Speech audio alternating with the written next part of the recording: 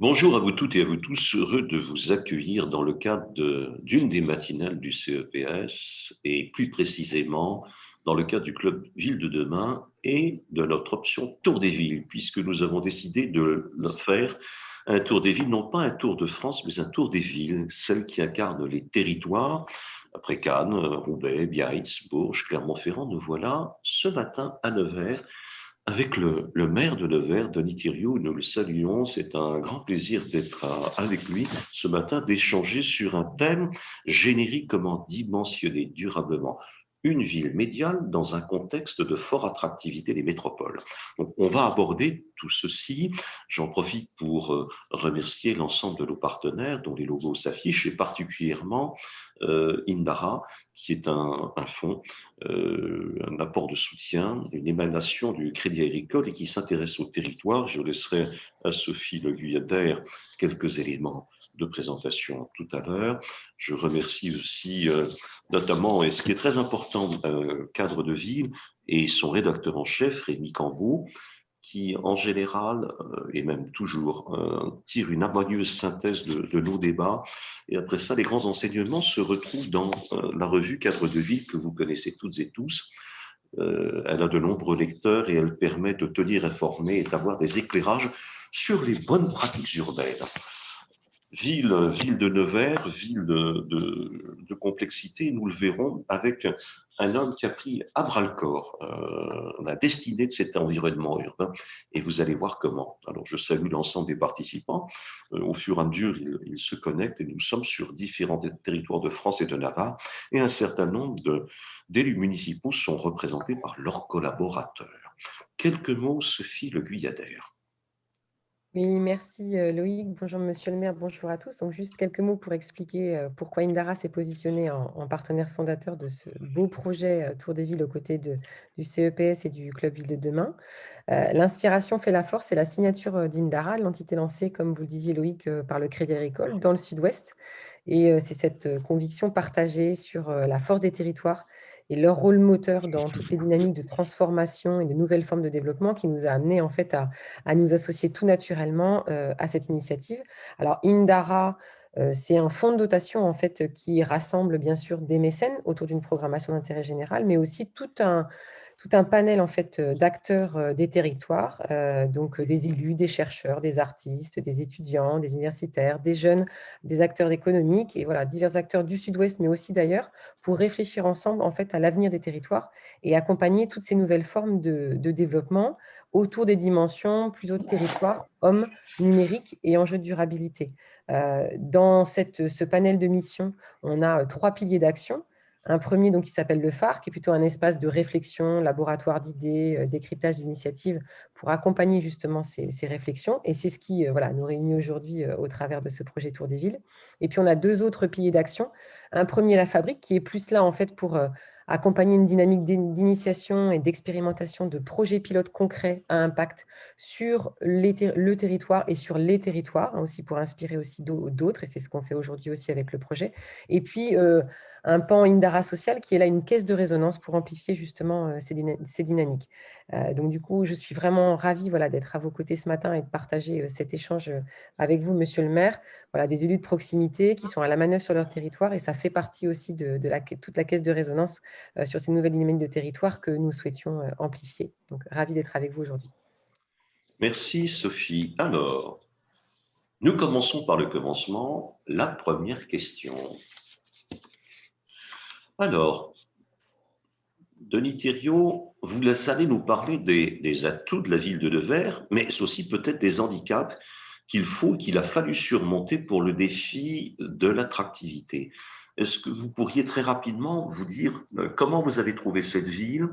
Est-ce qu'elle avait des atouts, des pépites, des richesses qui pouvaient être le tourisme, qui pouvaient être la dimension historique, qui pouvaient être des bassins industriels?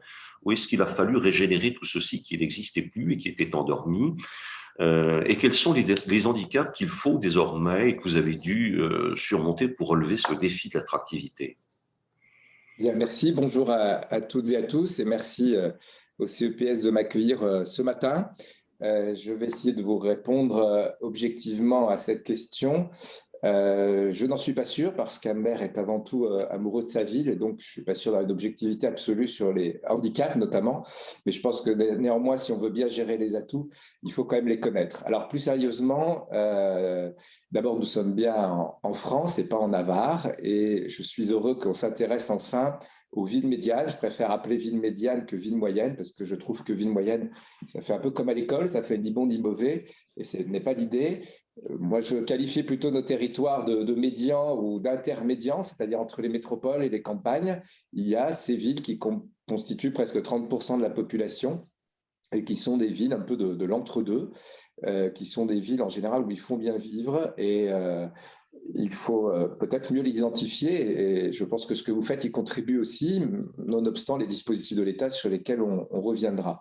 Alors évidemment que Nevers a des atouts, sinon je ne me serais pas présenté. Moi, je n'étais pas élu avant 2014, je suis avocat de métier et je me suis présenté parce que je considérais que ces atouts n'étaient pas suffisamment mis en valeur et qu'en plein centre de la France et à 2 heures de Paris, Nevers était souvent vu ou pas vu du tout, ou vu à l'autre bout du monde, alors qu'on a justement une espèce de centralité qui était souvent ignorée. Donc ces atouts, ils sont multiples. Tout d'abord, on a un secteur culturel et patrimonial très important, comme beaucoup de villes, je ne dis pas qu'on en a plus qu'ailleurs, mais on n'en a pas moins. Et comme je le dis, effectivement, on a en général pas plus qu'ailleurs, mais on n'a pas moins non plus. Et l'objectif aussi de ma candidature en 2013-14, c'était de redonner de la fierté aux gens qui souvent dénigrent là où ils vivent, à tort, mais parce que finalement, on ne voit plus les avantages que l'on présente. Et nous avons un patrimoine fort, historique fort, puisque nous sommes le 2e de Bourgogne après Dijon, ce qui est une chance et une charge.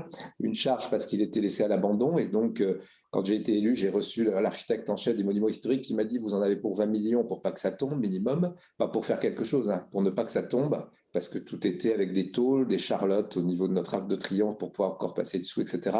Donc il y a eu un abandon de notre ville, des équipements culturels, des équipements sportifs et donc quand vous présentez une ville dégradée, vous n'attirez pas grand monde. Donc j'ai pris conscience de ce qui était un handicap pour le transformer en atout, parce que c'est souvent ça.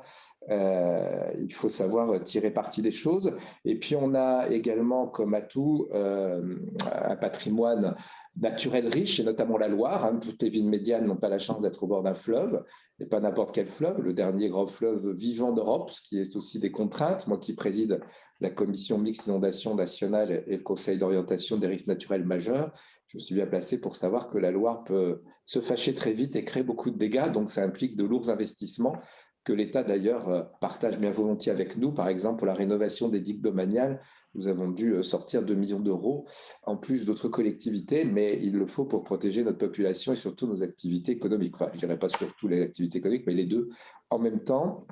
Et puis, une richesse industrielle, parce que Nevers et la Nièvre sont surtout connus pour être un territoire plutôt rural. Nous sommes la capitale mondiale du charolais, avec le siège du Airbook charolais. Donc, c'est vrai que le département est particulièrement rural, avec la partie du Morvan aussi, et donc une partie touristique attrayante. Mais nous avons aussi des industries intéressantes autour de l'automobile, avec le circuit de Nevers-Manicourt et un certain nombre d'acteurs autour de l'automobile sportive, mais aussi l'automobile plus classique, et maintenant désormais électrique. Le cycle avec Lookcycle, qui est exposé il n'y a pas longtemps à l'Élysée sur le fabriqué en France et qui fournit les vélos notamment aux championnats mondiaux. Le drone maintenant, voilà, donc un certain ancrage dans les mobilités, on va dire en général, et donc ce qui avait généré de l'industrie, et puis également de la métallurgie avec ArcelorMittal à côté de Nevers. Bref, je ne vais pas être exhaustif, mais beaucoup d'entreprises.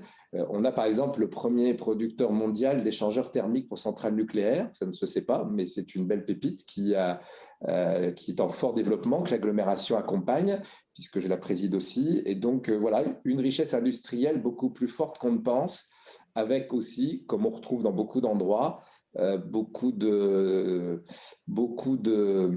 difficultés à recruter sur le territoire, alors qu'on a démultiplié le nombre de formations, notamment d'enseignement supérieur, puisque en 5 ans, j'ai fait plus 800 étudiants, ce qui fait plus 35%. On est passé de 2200 à pratiquement 3000 et on va encore augmenter avec l'ouverture d'un IUT. Donc, mon idée, c'est vraiment de corréler, notamment via territoire d'industrie, les besoins des entreprises et notamment du monde industriel qui peine à recruter, avec parfois des jeunes qui peinent à trouver du travail, ce qui est assez aberrant. Et puis évidemment, je l'ai dit, qui dit secteur rural dit secteur agricole fort, à la fois au niveau de l'élevage, j'ai parlé du charolais, mais également des richesses au niveau de la production céréalière. Bref, donc en atout, si on résumait, d'abord, une ville médiane, c'est pour moi une bonne échelle pour y vivre, pour y travailler. Il y a un coût de la vie qui est modéré, qui est mesuré, et un développement de projet assez facile parce qu'il y a des circuits courts pour le cas avec notamment les décideurs et les acteurs politiques. Je me souviens parfois de m'être déplacé en tant que président d'Aglo, rencontrer des startups ou autres, puisque j'ai créé un incubateur numérique pour essayer de faire venir des entreprises, notamment de la région parisienne. Et je ne dis pas que ma seule présence a suffi pour décider l'installation, ça serait formidable et je ferai tous ces déplacements. Mais en tout cas, elle a contribué parce que ce n'est pas évident dans les grandes villes de rencontrer le maire ou le président de la métropole. Là, en tout cas, ils ont senti un intérêt qui n'était pas fin, puisque je connais bien le monde de l'entreprise pour l'accompagner aussi en tant qu'avocat, même si j'ai moins de temps. Donc, ça peut dire qu'il y a effectivement une compréhension des besoins entre le secteur privé et le monde des collectivités.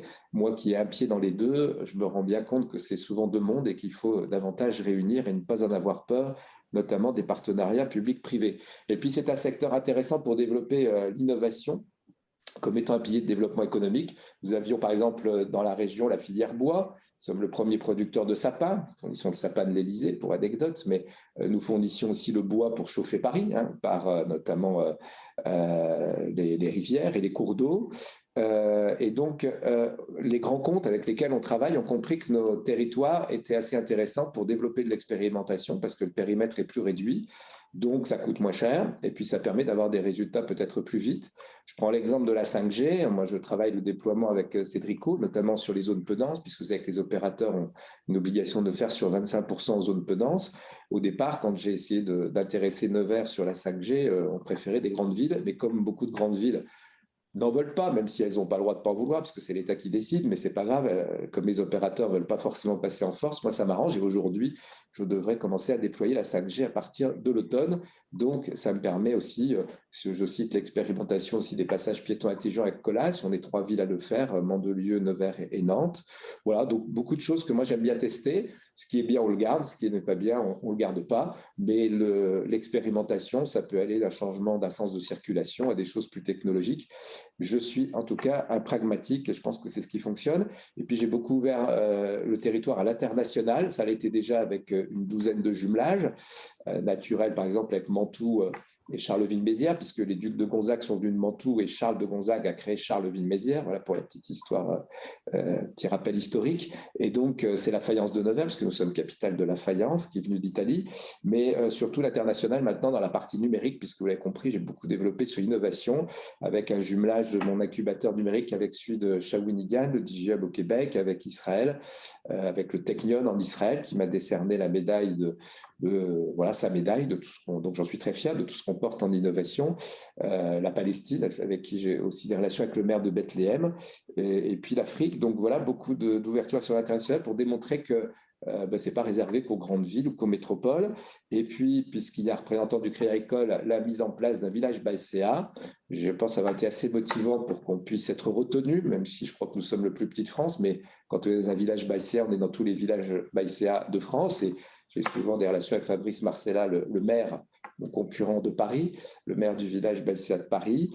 On a beaucoup aussi porté, j'ai créé un budget supplémentaire autour d'immobilier d'entreprise pour inciter à s'installer à Nevers, et puis un dispositif qui s'appelle WIN. Alors, Welcome in Nevers, ce n'est pas très anglais, mais c'est surtout Win in Nevers, c'est-à-dire une politique qui nous permet d'attirer sur le territoire, de financer soit sa découverte par quelques week-ends découvertes qu'on accompagne, soit une implantation pendant 6 mois et on finance le loyer personnel, parce que c'est souvent, notamment pour ceux qui se lancent, une difficulté de tirer un revenu. Et donc, l'idée, ce n'est pas de faire de l'assistanat, ça ne marche pas, mais c'est de faire un peu une rampe de lancement pour notre territoire. Donc voilà, faire de notre territoire qui n'était pas naturellement dans l'innovation, un territoire innovant, je le dis un peu, Pour nous, l'innovation et le numérique étaient capitales. Maintenant, on espère être une des capitales du numérique, enfin de la Smart City, du territoire intelligent.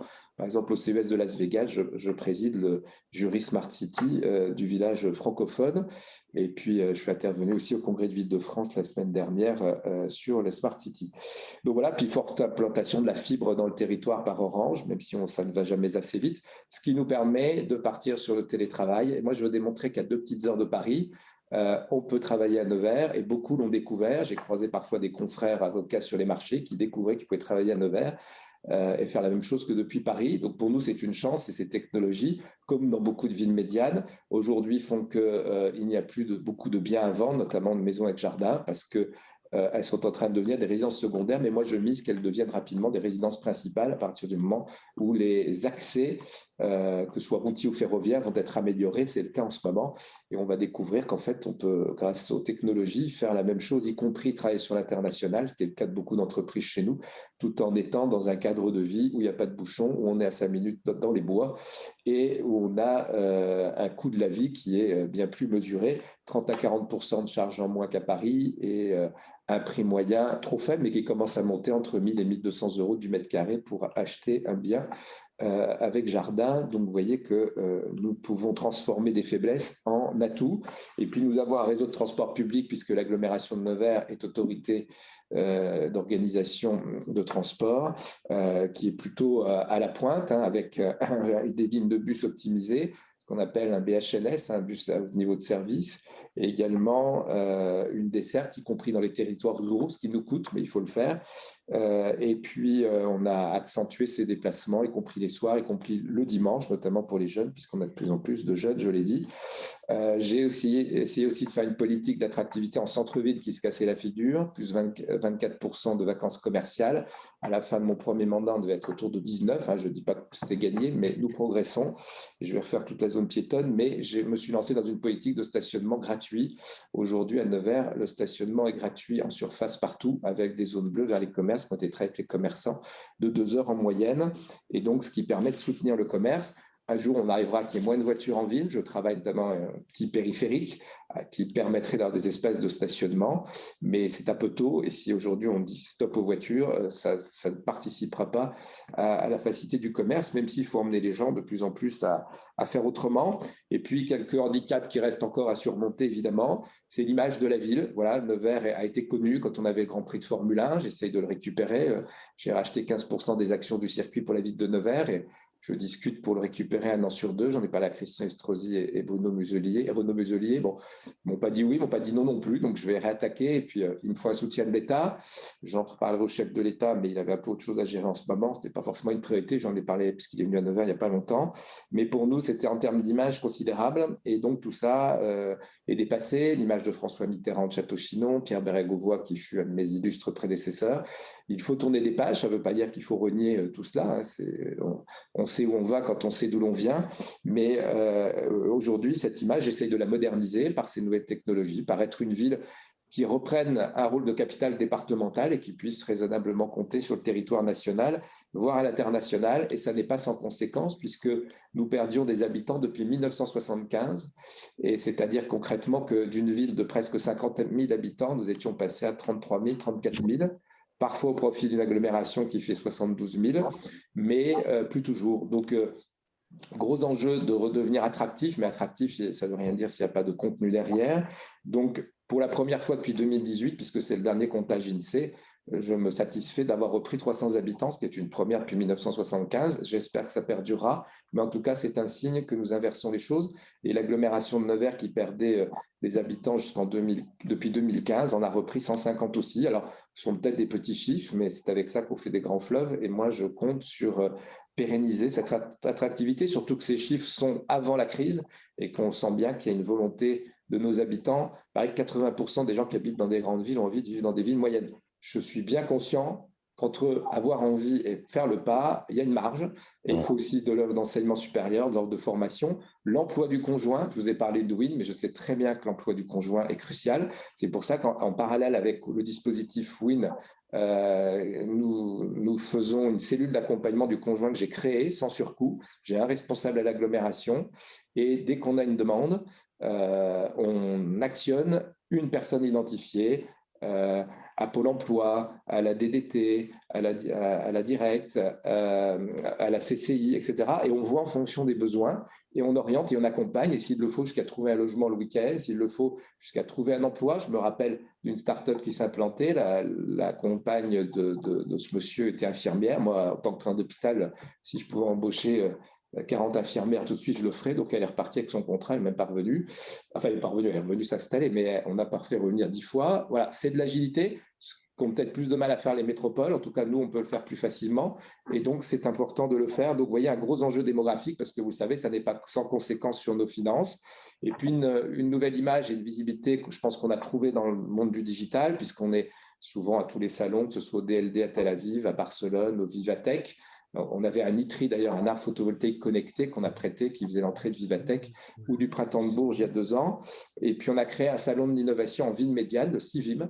L'idée m'est venue en revenant du CES de Las Vegas. Alors, l'idée, ce n'était pas de mettre des casinos partout, mais c'était, on en a un, mais c'était de dire on n'est pas plus bête que les autres. Et même dans nos territoires, on doit être capable de montrer qu'on a de l'innovation, qu'on a des entreprises, des startups innovantes, des PME innovantes, et que raisonnablement, à notre échelle, on peut faire un sommet international de l'innovation. On l'a réussi à le faire entre les 2 confinements en Figital. C'était le premier en Figital, à la fois en digital avec notamment le Québec, puisqu'il est 1 an sur 2 à Québec. On l'a créé avec le maire de Shawinigan, ce sommet, et donc il continue et il aura lieu cette année au Québec, enfin l'année prochaine parce qu'il y a des élections municipales, et il va faire partie du contenu de l'accord France-Québec, puisque je vais accompagner le Premier ministre au Québec, normalement en septembre, si ça n'est pas décalé, pour rentrer ce sommet dans le contenu. Voilà, donc un travail qu'on fait sur le marketing territorial. Malheureusement, ça nécessite de gros moyens qu'on n'a pas toujours, donc on essaye de faire avec ce que l'on peut. Et puis, sur le positionnement régional, on a une faiblesse, et moi que j'essaye de transformer en atout aussi, parce que c'est ça, c'est essayer de trouver le positif du négatif. Nous sommes à l'extrémité de la Bourgogne-Franche-Comté, et je sais de quoi je parle, puisque j'étais tête de liste aux élections régionales, donc j'ai fait 14 000 km en quelques semaines, mais traverser le Morvan tous les 4 matins, ça n'est pas si simple que cela. Et donc, nous sommes à l'extrémité de la Bourgogne-Franche-Comté, avec une partie de la Nièvre qui se sent bourguignonne, notamment dans le Morvan, mais nous, on est plutôt tourné vers le centre-Loire. Hein. Je prends l'exemple, moi qui suis juriste, la cour d'appel est à Bourges, donc dans une autre région. Et on est au nord également de Rhône-Alpes-Auvergne. Hein. Donc, Alors, c'est pour ça, on va peut-être prendre un peu quelques questions pour alimenter le débat. Alors, merci d'avoir souligné que vous aviez réveillé la belle endormie. Ça, on l'avait un petit peu constaté. Et ce qu'on aimerait, c'est voir aujourd'hui, en termes de population, que représente la jeunesse et quel est le niveau de chômage. Ça, c'est la première question.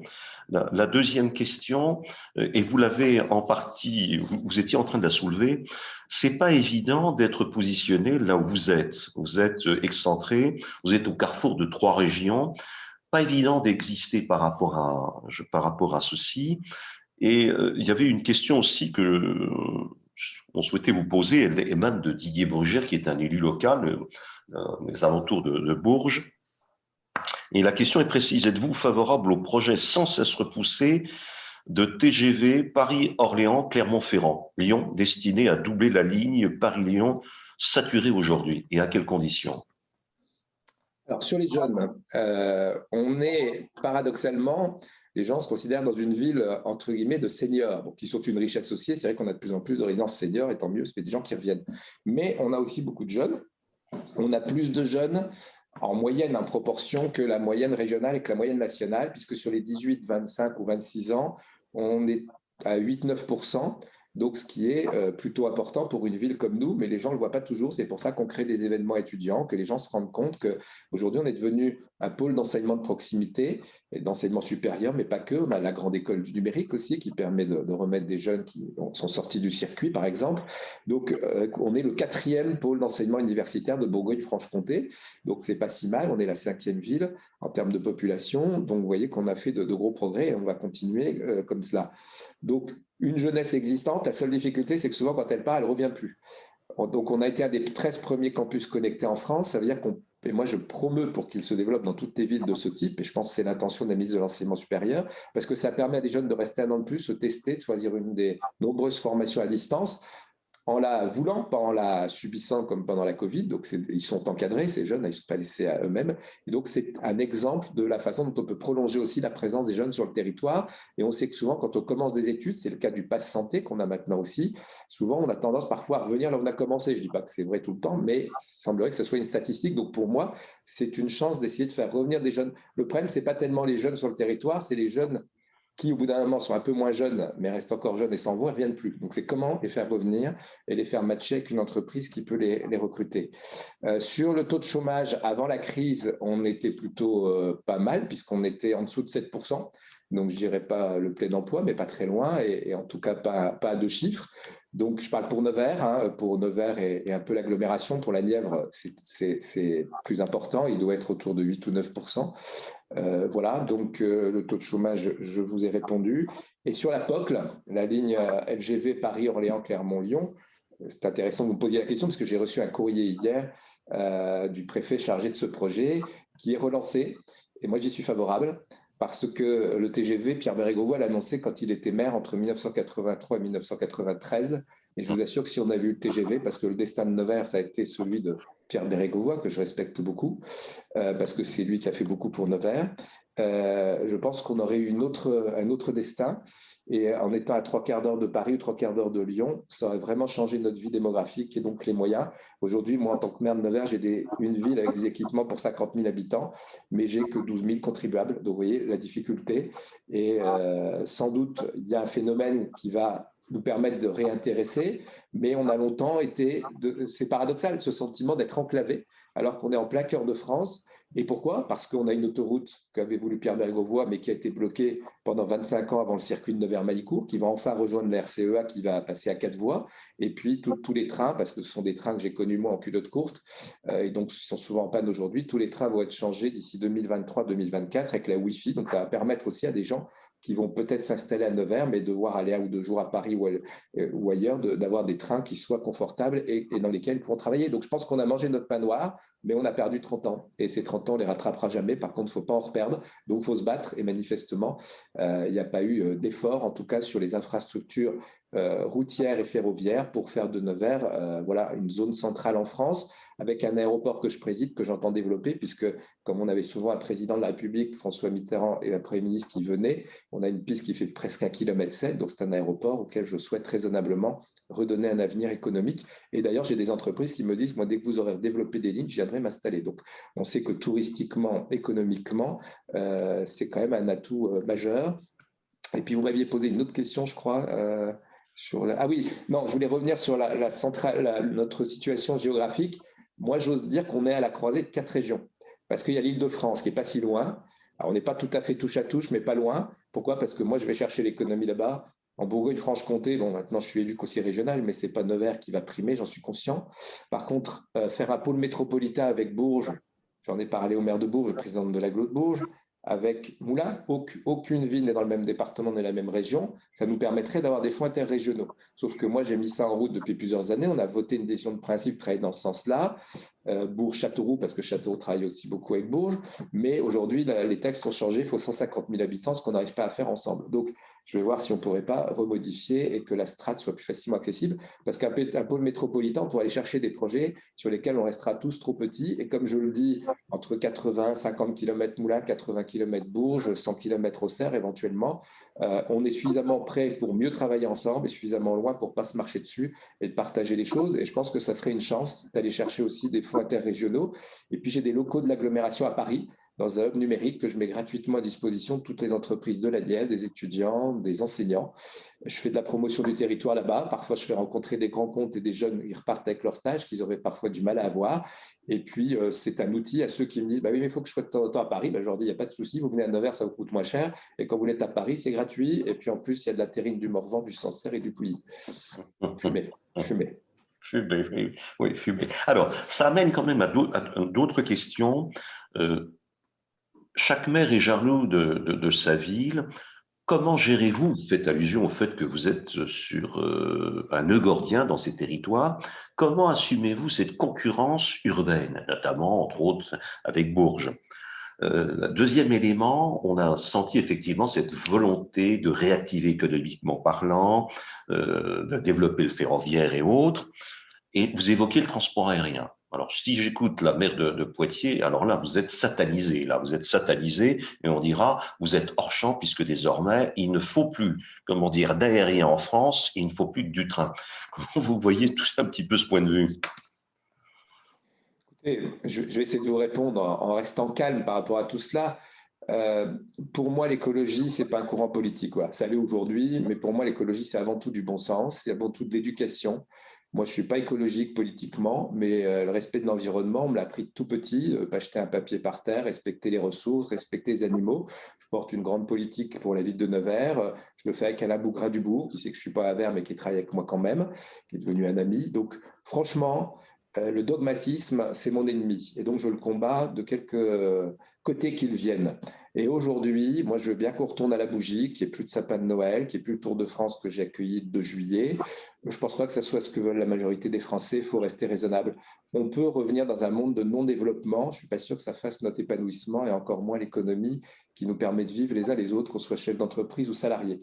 Donc, au-delà de cela, moi, ça ne m'empêche pas d'être élu et de porter une grande cause de l'eau, puisque j'y suis sensibilisé, parce que je pense que ça va être un enjeu énorme. L'eau de l'hiver doit être l'eau de l'été. Je n'ai pas besoin d'avoir une fibre écologique pour porter ce projet, mais je serai aussi développeur de mon aéroport. Et je vais vous dire pourquoi on peut lier les deux. Je prends l'exemple du numérique sur lequel je me suis beaucoup orienté. Aujourd'hui, je concours aussi au label numérique responsable, c'est-à-dire comment orienter davantage sur le numérique, sur le logiciel libre aussi, quand on peut, et aussi être raisonnable en consommation énergétique, parce que c'est vrai que ça en consomme. On peut lier les deux. On peut développer la 5G, la fibre et tout ce qu'on veut, et être responsable dans le développement du numérique. Je pense que tout est une question d'équilibre. J'avais un grand-père qui disait « il faut user sans abuser ». Alors, si on n'use plus du tout, effectivement, on n'abusera de rien, mais on ne fera rien. Donc, moi, je suis plutôt dans cette logique-là et d'essayer de trouver des équilibres. C'est peut-être mon côté juriste avec la balance. Voilà, il faut trouver l'équilibre. Et une fois qu'on a trouvé l'équilibre, tout va bien.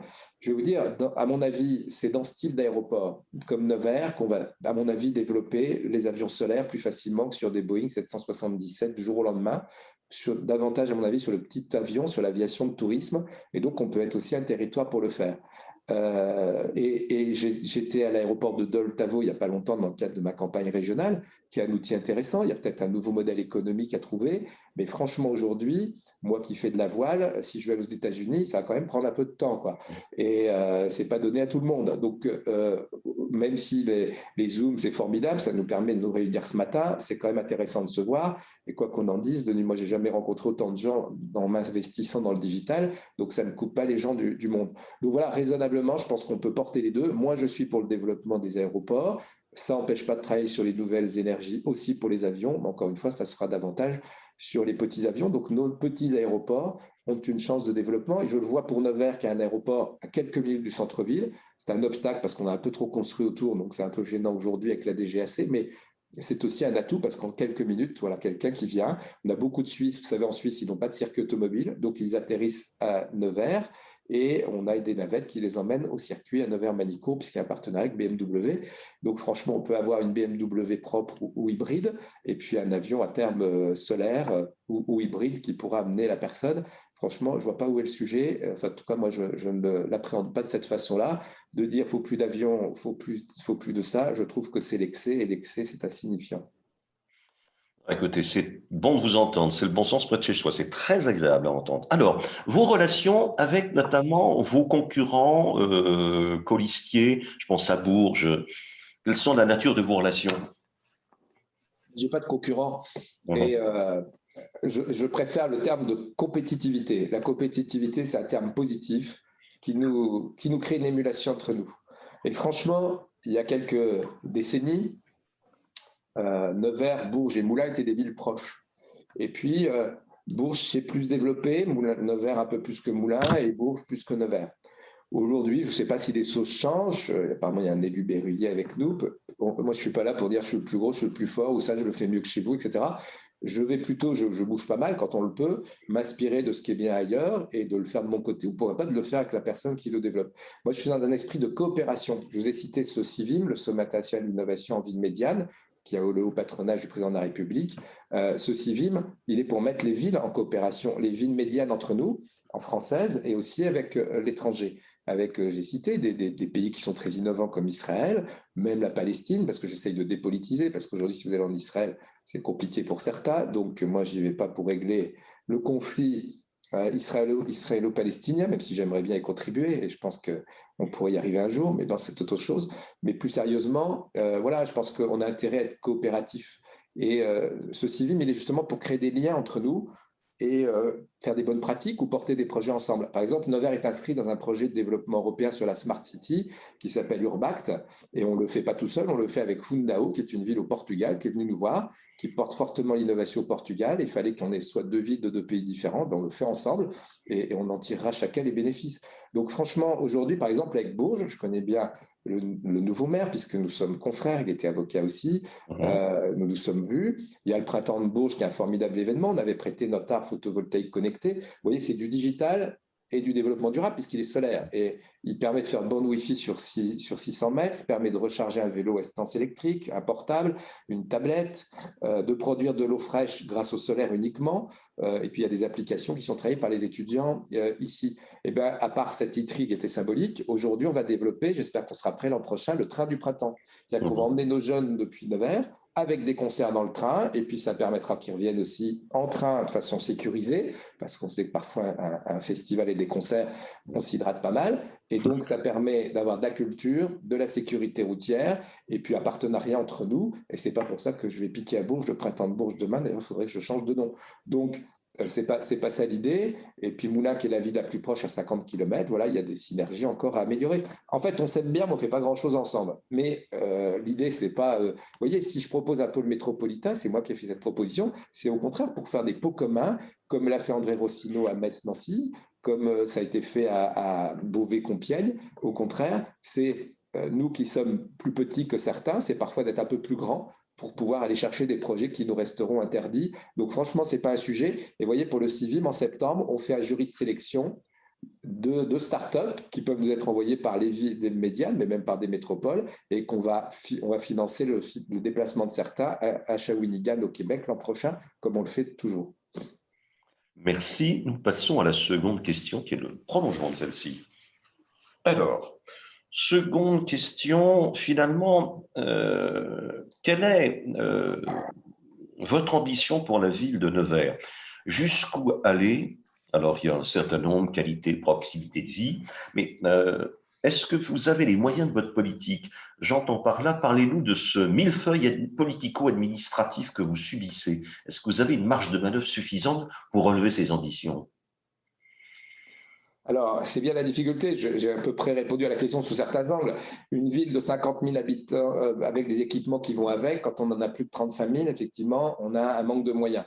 Je dois reconnaître, alors je ne suis peut-être pas très objectif parce que je suis un soutien du président, mais je dois reconnaître que l'État s'est enfin intéressé à nos villes parce que pendant 40 ans, nous avons été à l'abandon. Il y a eu des relances de centre-bourg dans les campagnes, il y a eu beaucoup de choses de faites dans les métropoles, et qu'on se comprenne bien, moi je ne suis pas dans un combat contre les métropoles. On en a besoin sur la scène européenne, on a besoin sur la scène internationale, mais il faut aussi, et j'ai des liens avec certaines métropoles évidemment, pour qu'on se développe et que ça nous aide. Vous savez, il y a des villes proches des métropoles qui sont avalées, mais qui n'existent quasiment plus par elles-mêmes. Vous avez des villes comme Bourg-en-Bresse, et j'en parle souvent avec le maire de Bourg-en-Bresse, qui est suffisamment proche de Lyon pour en avoir beaucoup d'avantages, et loin pour se développer aussi. Nous, on est proche d'aucune grande ville. Donc, il faut qu'on existe par nous-mêmes. C'est pour ça que je mise aussi sur ce pôle métropolitain, mais il faut qu'on existe différemment. Et donc, non, on a un manque de moyens, mais je reconnais que des dispositifs stratégiques comme Cœur de Ville. On a été une des 222 villes Cœur de Ville, que j'ai travaillé avec Jacques Mézard en tant qu'administrateur de Ville-de-France. Territoire d'industrie, pour travailler en binôme avec les chefs d'entreprise. Je trouve cette démarche très intéressante. On a été un des premiers à le signer. Je le préside pour la Nièvre, puisqu'on a 5 territoires dans la Nièvre. Ça, ce sont petites villes de demain. Ce sont des dispositifs où on ne peut pas forcément faire plus de projets, mais on peut accélérer nos projets et renforcer leur financement, ce qui nous permet de les faire plutôt, de faire travailler davantage d'entreprises. Et moi, sur les marchés publics, en respectant les règles légales, j'essaye de faire travailler un maximum d'acteurs locaux. On est à peu près à 70% de marchés publics donnés aux entreprises de la Nièvre. Par contre, je ne veux pas être non plus un village gaulois, parce que fermer aux autres, ça veut dire que c'est interdire pour nos entreprises d'aller travailler ailleurs, parce que ça se sait. Donc, il faut trouver aussi un équilibre là-dessus. Mais effectivement, on n'a pas tous les moyens de notre politique, donc il faut parfois être patient. J'ai appris la patience. Après, mon objectif, c'est, je l'ai dit, de redonner des couleurs à Nevers, même si je pense effectivement, c'est ce qu'on me dit, l'avoir réveillé. Alors, ce n'est pas le baiser à la princesse endormie, ça ne suffit pas, mais il faut effectivement lui redonner une image avec différentes orientations. Et pour moi, j'ai défini ma campagne, j'essaye d'appliquer ce mandat-là parce que j'aime bien tenir mes engagements. C'est ça aussi qui peut réconcilier nos concitoyens avec la politique. Ce n'est pas de faire des promesses qu'on ne fait pas, c'est des engagements. Mon côté juriste aussi, je suis élu, je contractualise et donc je réalise. Donc, c'est de travailler une vie durable, intelligente et solidaire. Et je pense que dans ces 3 mots, on trouve beaucoup de choses. Vie durable, ça veut dire voilà, prendre soin de l'environnement, améliorer tout ce qui est au bord de Loire, améliorer nos ressources naturelles, récupérer l'eau partout où on le peut, notamment sur les bâtiments publics. Une ville intelligente, c'est le territoire intelligent, c'est la Smart City, c'est l'intelligence au service de l'homme. Moi, je fais la chasse aux gadgets. Je teste, ce qui me permet de les chasser aussi quand il y en a, et j'essaie de trouver des solutions qui améliorent le quotidien de nos concitoyens. Finalement, c'est ça le rôle d'un élu, c'est être un facilitateur. Et aujourd'hui, grâce aux nouvelles technologies, de toute façon, pour moi, il n'y a pas de développement durable sans nouvelles technologies. En 5 ans, j'ai économisé 15% de fuite d'eau sur les réseaux. Je ne l'ai pas fait en allant les regarder tous les jours. Je l'ai fait parce qu'on a mis des capteurs, parce qu'on a mis des nouvelles technologies. Donc, c'est ça que j'essaye d'expliquer à des gens qui sont verts radicaux et qui vont nous plomber, c'est de leur dire, vous êtes excessifs. On peut tout à fait respecter l'environnement et se développer, servir de nouvelles technologies. C'est même ce qui l'améliorera. Et puis solidaire, parce qu'on est un territoire aussi où les revenus ne sont pas trop élevés. Donc, il faut qu'on aide ceux qui ont des besoins. Et ça fait partie aussi du rôle des élus, de n'oublier personne. Réduire la fracture numérique. Je viens de recruter un certain nombre de médiateurs numériques grâce au plan France Relance. Je vais même emmener la mairie chez les gens, notamment chez les personnes handicapées, les personnes âgées qui ont du mal. Et bien, on va leur apprendre des choses à distance et puis on va aller chez elles. Voilà, c'est ça aussi. Donc, je vous donne quelques exemples assez simples qui me permettent d'illustrer cette ville durable, intelligente et solidaire. Et puis aussi travailler au métier de demain. Par exemple, moi, j'installe des kits robotiques éducatifs dans toutes les écoles de l'agglo dès la 3e année de maternelle pour initier au codage. Et pendant toute leur scolarité, les enfants vont avoir un kit robotique qui va évoluer en fonction de leur âge. Et cet aspect ludique permet à des jeunes, notamment un peu en difficulté d'application mathématique, de rejoindre les meilleurs. Donc, évidemment, les enseignants doivent être formés sur ce type. Et puis, effectivement, avoir des axes pour mieux vivre ensemble. Et ça veut dire qu'on a 4 quartiers politiques de la ville, donc il faut qu'on arrive aussi à mieux les intégrer. Pour moi, il n'y a pas Nevers et les quartiers, comme on dit de façon un peu péjorative. Il y a Nevers avec tous ces quartiers. Je le vois comme un camembert avec la pointe qui arrive en centre-ville. Le centre-ville n'est pas le centre de lui-même, il est le centre de toute la ville, voire de toute l'agglomération. Donc, voilà, ces ambitions, c'est... je l'ai dit tout à l'heure, que les Nevers soient déjà par eux-mêmes, soient les premiers ambassadeurs de leur ville, donc qu'on soit fiers et arrête de la dénigrer. Et deuxièmement, qu'on commence à être reconnu dans certains axes raisonnablement, et y compris qu'on travaille mieux avec les autres. Donc tout cela fait que j'essaye aussi de faire raisonnablement de la démocratie applicative. Moi, je suis contre la démagogie de dire faut de la démocratie participative et c'est tout le monde qui va décider de tout, c'est-à-dire qu'au bout de 6 ans, personne n'aura décidé de rien. Si on n'a plus besoin d'élus, hein. Nous ne sommes que des citoyens parmi les citoyens. Les élus, simplement, on nous donne un certain nombre de pouvoirs dont on va essayer de ne pas abuser et de décisions par rapport à un programme qu'on a construit. Mais de dire qu'il faut redécider derrière nous, je ne suis pas d'accord. Donc moi, je préfère parler de démocratie applicative, c'est-à-dire sur les grands projets. On applique les gens. Je leur fais choisir, par exemple, un modèle. J'ai refait la maison de la culture. Pourquoi pas, sur le plan esthétique, leur faire choisir. Et d'ailleurs, leur choix a été le nôtre après, des élus. Mais il faut savoir aussi que quand on lance des marchés, on ne peut pas donner les éléments techniques ni les éléments financiers. Sinon, votre marché, il tombe. Donc, tout ce qui dit c'est la population qui va essayer tout, ça n'est pas possible. Par contre, avoir une application citoyenne, comme c'est le cas où les gens peuvent se manifester, où je peux les consulter sur certains sujets, moi, je n'y vois pas d'inconvénient. Et puis, je les associe sur des choses toutes simples aussi, comme une journée en mer. C'est-à-dire que les gens viennent passer une journée avec moi, parce que moi, j'ai découvert ça aussi. Du jour au lendemain, je me suis retrouvé maire, je n'avais jamais été élu. Donc, j'aime bien faire découvrir ce que je fais, comme parfois, moi, je vais faire une journée en facteur ou une journée en commerçant. Et je propose aussi un nouveau dispositif. J'ai rendez-vous avec vous, donc je vais me poser à un endroit et puis les gens vont venir me voir de façon très simple pour qu'il n'y ait pas de filtre. Et puis, je fais aussi des cafés-échanges, c'est-à-dire que j'offre un premier verre à 25 personnes maxi. Comme ça, les gens ont la parole et on discute de ce qui fâche comme de ce qui plaît. Donc, ce n'est pas un sujet, mais voyez, mieux impliquer les gens aussi au fonctionnement de leur vie sans être démagogique, parce que les décideurs, ça doit rester les élus. Sinon, je le disais toujours, il n'y a plus besoin d'élus. Donc voilà, cette priorité, c'est de montrer aussi une ville en état, bon état historique, parce que les gens sont fiers de cela, bon état dans ses équipements culturels. J'en ai rénové 3, réouvert un théâtre qui a été fermé depuis 9 ans pour de mauvaises raisons, qui fuyait, un théâtre à l'italienne, qui est aujourd'hui le théâtre le plus numérisé de Bourgogne-Franche-Comté, qui peut permettre de la captation d'images, de sons, etc. J'ai installé un microfolie au musée qui permet d'avoir de la réalité augmentée, des œuvres virtuelles des grands musées, et puis donc donner une image plus moderne, tout en conciliant la modernité et le respect de l'historique, et puis également une ville voilà, qui soit avec des équipements sportifs à la hauteur. Quand vous et moi, si on veut changer de ville, on va s'installer ailleurs, qu'est-ce qu'on va regarder? Ce qu'on nous propose? Est-ce qu'on a beaucoup d'activités? C'est le cas, on a un tissu associatif très riche, mais les équipements n'étaient pas à la hauteur. Donc, voilà, une ville attractive, pour moi, c'est une ville séduisante dans le bon sens du terme. C'est une ville où on a envie de vivre, on a envie de travailler et on a les capacités de travailler aussi. Et je pense qu'avec notre développement global, on arrive à démontrer que oui, à Nevers, ce n'est pas juste pour s'enterrer, c'est aussi pour se développer et c'est aussi pour vivre dans un environnement qui soit agréable. Et encore une fois, si la POCL se fait, on en a parlé tout à l'heure, hein, c'est vrai que ça changerait les choses. Alors, c'est un coût, mais encore une fois, je considère qu'on est en retard et que quelque part, ça serait dû par rapport à ce retard d'essayer de le rattraper. Je sais qu'il y a des problématiques d'environnement, mais moi, j'ai rétabli le tracé médian qui coûte 1 milliard de moins, alors qui va traverser un peu Sancerre, c'est ça le plus ennuyeux, mais qui ne traversera pas la Sologne, qui est zone Natura 2000. De toute façon, ça n'est pas possible. Voilà, je pourrais vous dire plein de choses sur le sujet. J'ai été peut-être un peu général, mais aujourd'hui, je considère qu'il faut aussi redonner de la solidarité intercommunale, voilà, parce que je le vois en président une agglo, c'est pas simple. Il y a des jeunes nouveaux élus, en tout cas, qui ont un réflexe plutôt communal. Pour moi, l'avenir des communes, il passe par l'intercommunalité. On n'a plus les moyens, même les villes-centres, de faire tout seul des choses.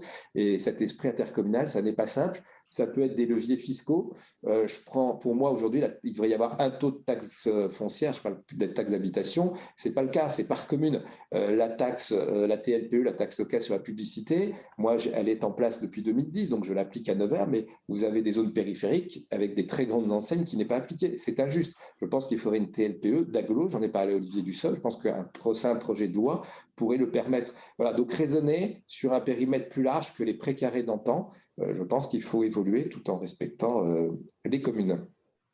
Merci, Denis Thuriot. Alors, une question de Vincent Pilet. Que pensez-vous de Cité Unie de France, pardon? Alors, oui, qu'est-ce que je pense de Cité Unie de France? Il n'y a pas une précision sur la question parce que Alors, je vais c'est laisser très le large. soin à Vincent Pilet. Vincent. Oui, oui, bonjour. Oui, c'est en vous écoutant, je pensais à cette organisation Cités Unies France qui, à mon avis, fait pas mal de bonnes choses et qui a vocation à contribuer non seulement au territoire français, mais également, je dirais, à une forme de diplomatie et être tournée vers l'international, pas seulement par les jumelages. Si vous avez dit comme ça en passant, si on pouvait, si vous pouviez contribuer à la résolution du conflit israélo-palestinien, ça serait bien.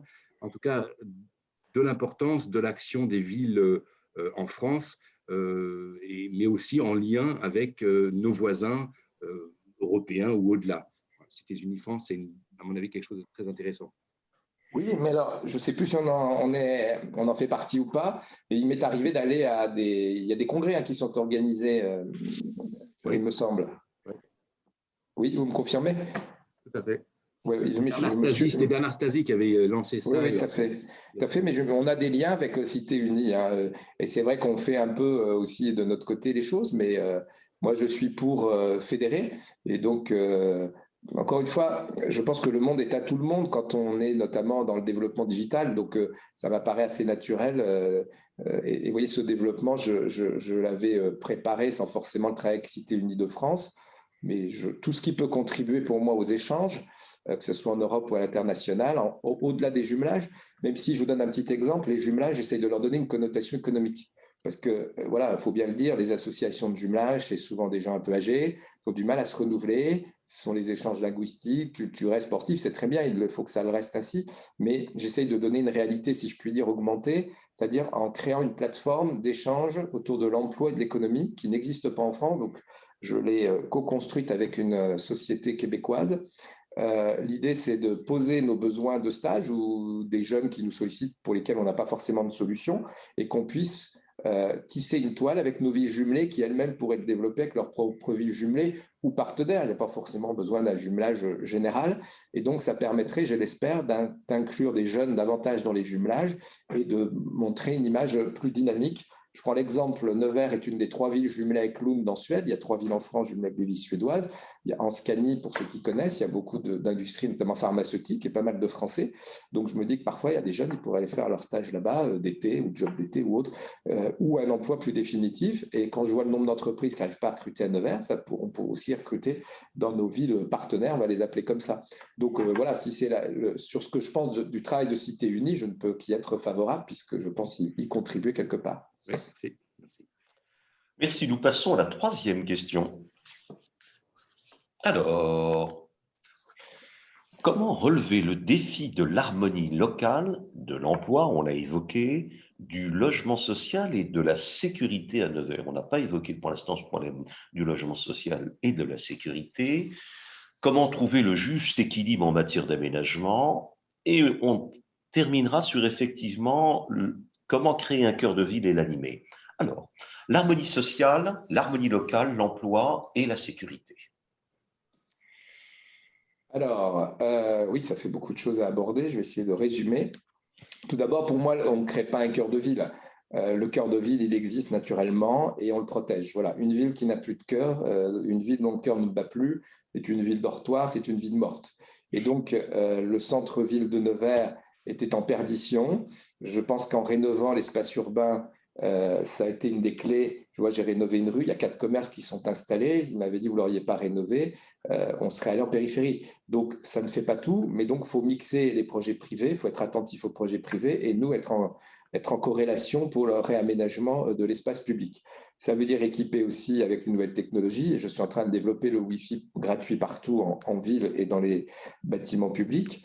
Ça veut dire aussi parfois racheter des cellules. Et on est en train de créer une foncière pour maîtriser le coût du loyer. On a beaucoup de structures parisiennes qui sont propriétaires à Nevers et qui se fichent que ça ne soit pas loué, ce qui est terrible, et qui se fichent de parfois baisser de 100 € le loyer. Moi, je suis beaucoup pour les loyers progressifs. Vous savez, quand on démarre, on n'a pas forcément un chiffre d'affaires conséquent.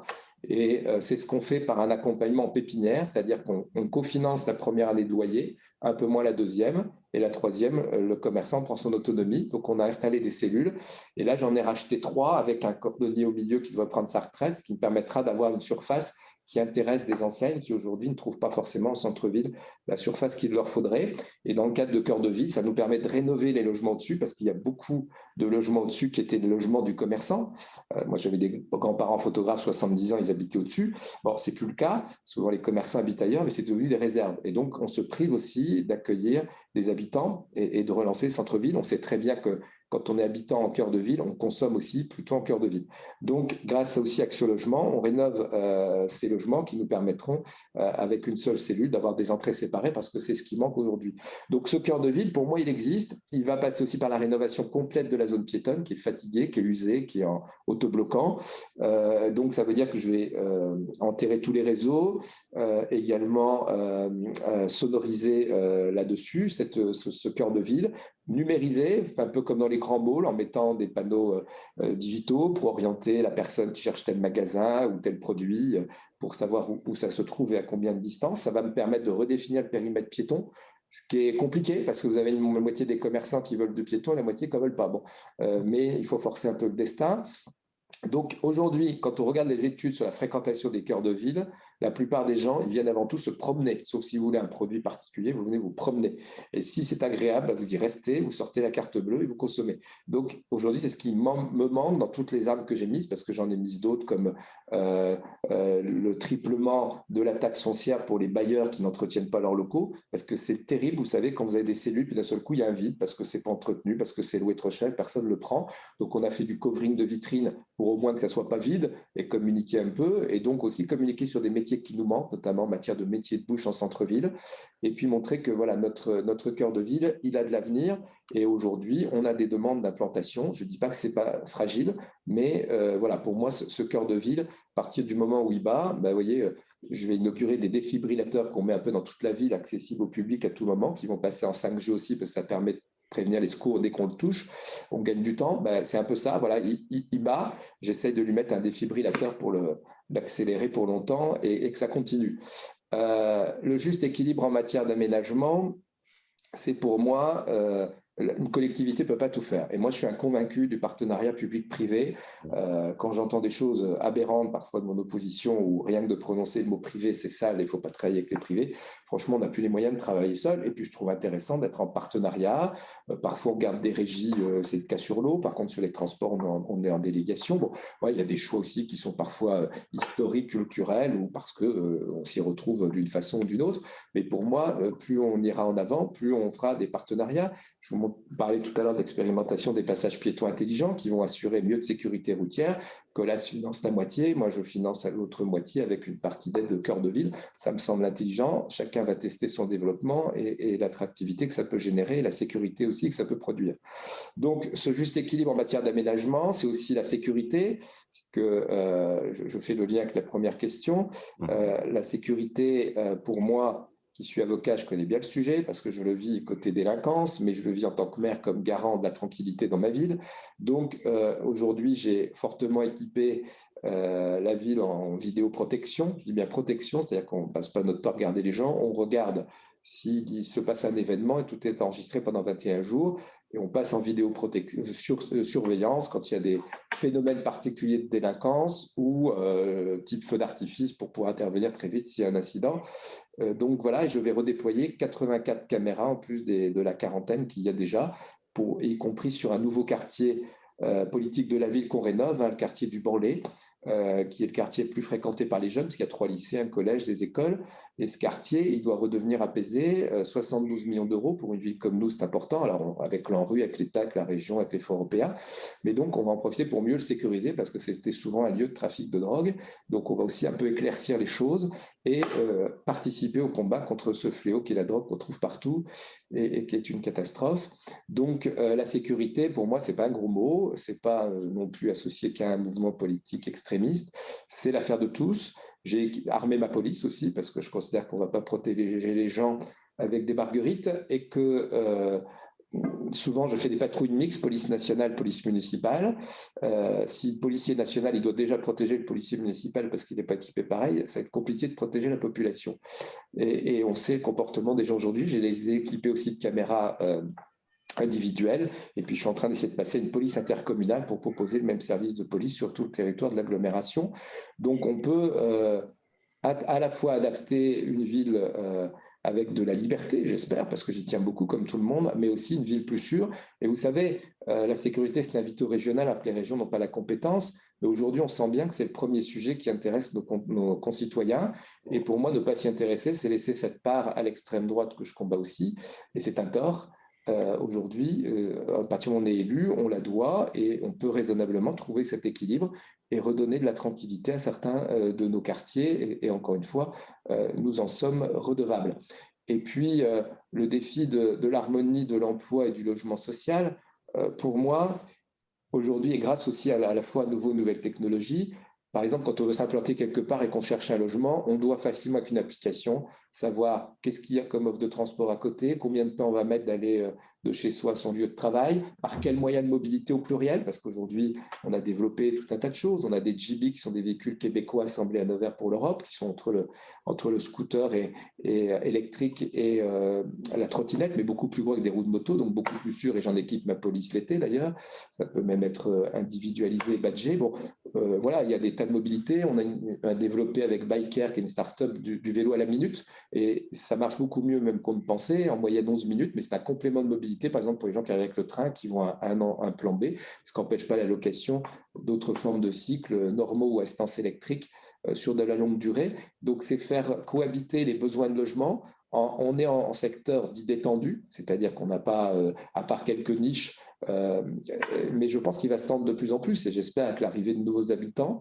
Mais le logement social, donc on l'a travaillé dans le cadre du PLH de l'agglomération, plan local de l'habitat, pour dire qu'on évitait de consommer des terres agricoles si on devait reconstruire. Ça me paraît l'évidence et il n'y a pas besoin d'être maire de Poitiers pour penser à cela. Je préside le SCOT du Grand Nevers, donc je suis attentif aussi à cela. Et le développement du photovoltaïque fait qu'on est beaucoup sollicité sur l'utilisation des terres agricoles. Aujourd'hui, l'enjeu du logement social, c'est surtout un logement social qui soit rénové, qui soit isolé. Moi, dans certains quartiers, quand je partais en campagne, on me disait que la facture d'électricité, parce que ce n'était pas isolé, parce que c'était des radiateurs électriques, coûtait plus cher que le loyer. Donc, il y avait un souci là-dessus. Donc, ça veut dire aussi faire des efforts en termes de rénovation énergétique. Et là, pour le coup, le plan France Relance, qui, vous le savez, a 33 milliards sur la rénovation énergétique, peut être intéressant pour nos collectivités et nos principaux bailleurs. Et puis l'emploi, c'est de pouvoir trouver à proximité, c'est ce que j'évoquais notamment tout à l'heure dans le territoire d'industrie, c'est-à-dire aujourd'hui c'est aberrant, mais c'est le cas partout en France, qu'on ait des entreprises qui n'arrivent pas à recruter et des gens qui soient jeunes ou moins jeunes qui n'arrivent pas à trouver un emploi. Ça veut dire qu'on a formé des chômeurs, ou ça veut dire qu'on a trop formé dans certains domaines et pas assez dans d'autres. Ça veut dire aussi parfois qu'il y a des gens pas courageux, mais il ne faut pas généraliser. Donc il faut trouver un moyen, en tout cas, de mettre au maximum un maximum de gens au travail. C'est l'équilibre aussi de notre société. Et donc je pense qu'à Nevers, on a des atouts là-dessus, parce que j'essaye de me faire recenser quand une entreprise me dit j'arrive pas à recruter, je dis donnez-moi vos besoins. Moi, je suis décideur sur les formations, ou en tout cas avec la région, ou en tout cas avec l'université sur les filières d'enseignement supérieur. Donc aidez-moi à développer les bonnes. Aidez-moi à ce qu'un jeune qui sort, je préside l'école d'ingénieurs, l'ISAT, qui a été créée par Pierre Bérégovoy, l'Institut supérieur de l'automobile et des transports, qui est la seule école publique en automobile et des transports qui travaille sur le véhicule autonome, qui travaille sur le véhicule propre, qui travaille sur les matériaux des véhicules recyclables.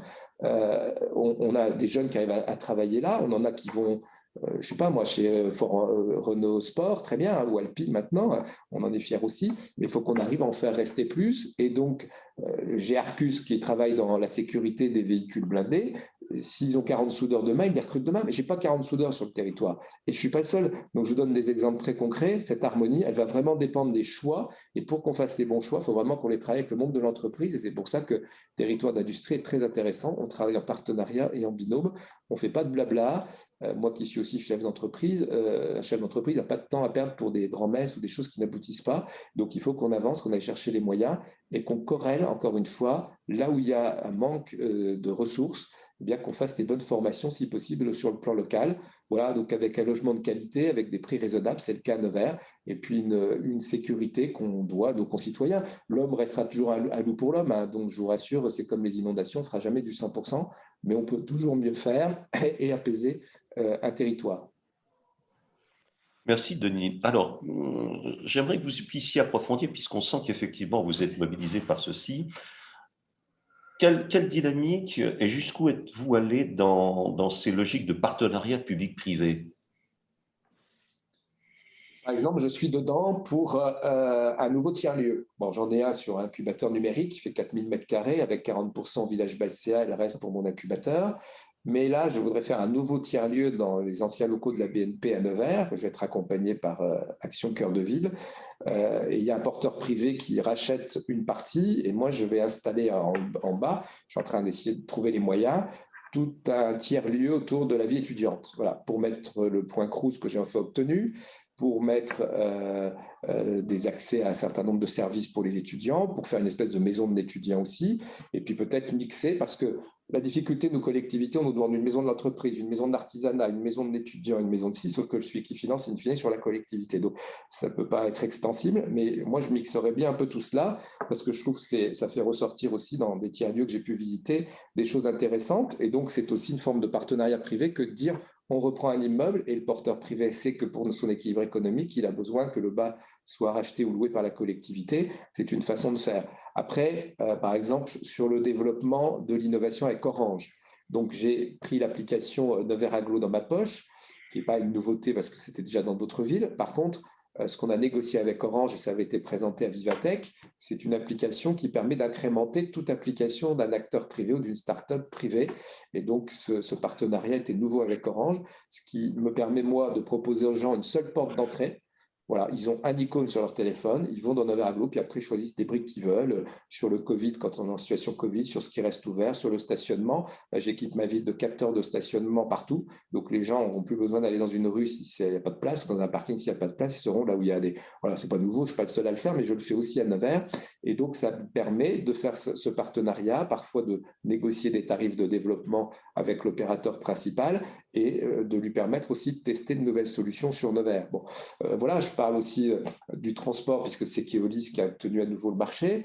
J'ai inscrit en accord avec eux, dans le contrat de délégation avec Keolis, une possibilité enfin, toute une enveloppe d'innovation. Donc, ça nous permet d'informer en temps réel les voyageurs du nombre de passagers dans le bus, et notamment en période de déconfinement, ça a été intéressant pour savoir combien il fallait de véhicules.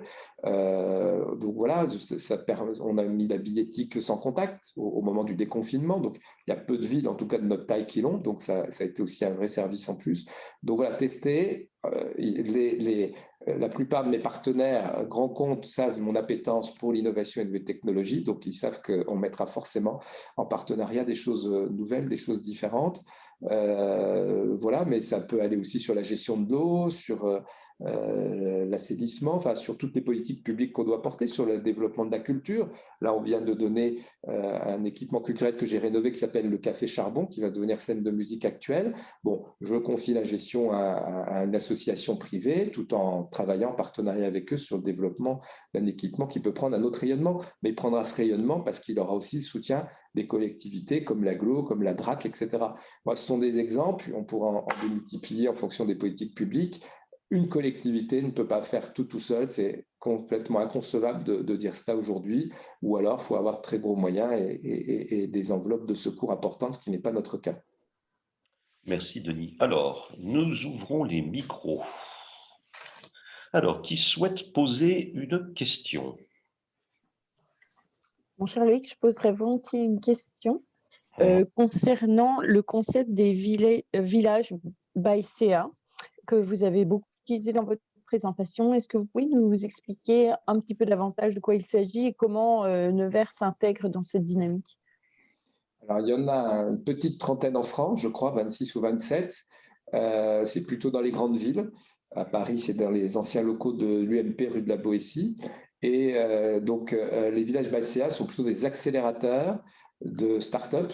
Donc, moi, j'avais créé l'Incube ou l'Incube, enfin l'Incube, et donc pour incuber, accompagner au tel de start-up en tout cas. Et donc, ça permet, dans le cadre d'un comité de sélection dont l'agglomération fait partie avec le village BACA, de sélectionner soit des entreprises qui étaient incubées et qui veulent être accélérées, sachant qu'il n'y a pas un droit de tirage automatique sur des fonds du Crédit Agricole, même si ça relève du Crédit Agricole, mais des fois ça peut être, ou d'autres banques, peu importe. En tout cas, c'est apporter des moyens supplémentaires, une expertise supplémentaire, un écosystème un peu différent. Et donc, pour moi, c'est la phase après l'incubateur, c'est l'accélérateur.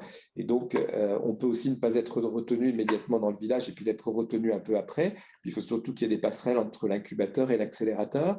Et là, on est en train un peu on va dire on a été assez généraliste au départ quand j'ai créé ça en 2015, plus l'apport du Crédit Agricole après. Je sais que ce n'était pas évident qu'on nous retienne, donc j'ai dû faire preuve de persuasion parce qu'on était une petite ville entre guillemets, mais aujourd'hui ça nous permet d'être présents aussi au CES avec eux, etc.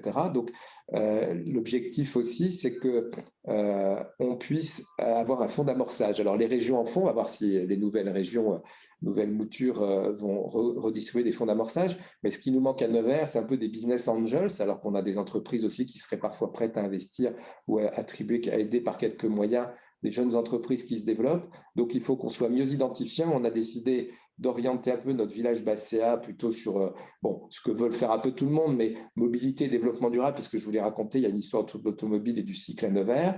Et du coup, je vais adapter un peu mon incubateur pour qu'on soit en phase, évidemment, et qu'on ait des entreprises, qu'on se spécialise un peu. Si on veut attirer des fonds privés qui peuvent aider, je pense qu'il faut qu'on montre une certaine, entre guillemets, orientation plutôt que rester généraliste. Donc voilà un peu ce qu'est le village. Et ça permet à une entreprise qui est dans notre village à Nevers d'être dans le village à Paris si elle va à Paris, dans les mêmes conditions, ou dans un autre village de France. Je crois qu'il y en a 3 en Bourgogne-Franche-Comté.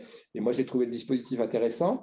Et au-delà de ça, et ce n'est pas pour mon ego, mais c'est aussi une forme de reconnaissance de tout ce qu'on a porté un peu tout seul au départ en se lançant dans cette aventure où on s'est permis de faire le tri, ce qui était rare à Nevers, parce que si j'avais écouté tout le monde à l'incubateur, j'aurais eu des cabines infirmières, médecins, machin, qui auraient vidé un bureau à 500 mètres et je me retrouverais avec plein de choses vides. Donc on s'est permis de faire de la sélection et aujourd'hui on est plein. C'est 170 emplois qui n'existaient pas et on va développer un incube 2 à côté avec une forme un peu différente. Et créer un data center également qui est en cours. Merci. Oui, je me permets, parce que je dois partir à 10h malheureusement. C'est vraiment passionnant et stimulant au passage. Non, une question sur les habitants. Vous avez dit que vous organisez des événements. Qu'est-ce que vous faites précisément? Vous avez dit qu'il y a des lieux de discussion, d'échange, où on se dit tout, même des choses qui peuvent fâcher. Qu'est-ce que c'est exactement? Alors moi, je fais plein de choses. J'aime bien le contact direct, j'aime bien voir les gens, je suis quelqu'un de terrain et je me rends compte, je fais des grandes réunions. Je fais chaque année un compte-rendu de ce que j'ai fait depuis un an ou ce que je n'ai pas fait. Je leur monte à Camembert, je dis voilà, j'ai pris, là cette fois c'est 113 engagements, j'en avais 85 avant, donc 113 engagements, voilà ce que j'ai fait, voilà ce que j'ai lancé, voilà ce que je n'ai pas encore fait. Voilà comment j'ai utilisé votre argent, puisque c'est le nôtre dans le cadre, voilà. Donc j'essaye d'être très pragmatique et concret. Après, je me rends compte que ces comptes rendus de mandat que je fais chaque année, il y a des gens, ils n'osent pas parler parce qu'il y a 400 personnes, il y a 500 personnes, ce n'est pas facile pour tout le monde de prendre la parole et d'avoir peur de poser une question qu'on considère stupide. Mais il n'y a pas de questions stupides, il n'y a que des réponses stupides. Donc à la limite, il n'y a que moi qui peux les faire, ce que j'évite. Par contre, je suis passé à des plus petits formats. Alors, je fais ça parfois dans des plus petites salles ou sur des projets. Par exemple, on doit reconvertir une ancienne piscine avec une de mes adjointes qui mène ça. On fait des ateliers participatifs pour, voilà, quand j'ai mon idée, on explique pourquoi on a cette idée-là. Quand on peut partir d'une page blanche, je trouve que c'est intéressant d'associer les gens et de voir quel destin on donne à un ancien site qui n'a plus d'avenir particulier. Et puis, je fais des cafés-changes. Donc, je paye le premier verre aux gens. Bon, des fois, ils abusent un peu, mais on essaye de ne pas tricher quand même. Et après, ils payent le deuxième. Donc, ça fait travailler les cafés et ça me fait aller dans tous les quartiers. Et puis, c'est un moment convivial. Et puis, ça permet au départ, des fois, c'est un peu tendu, mais c'est pas moi, j'aime bien ça. Puis, je suis avocat, j'ai besoin de contradiction, sinon je m'ennuie.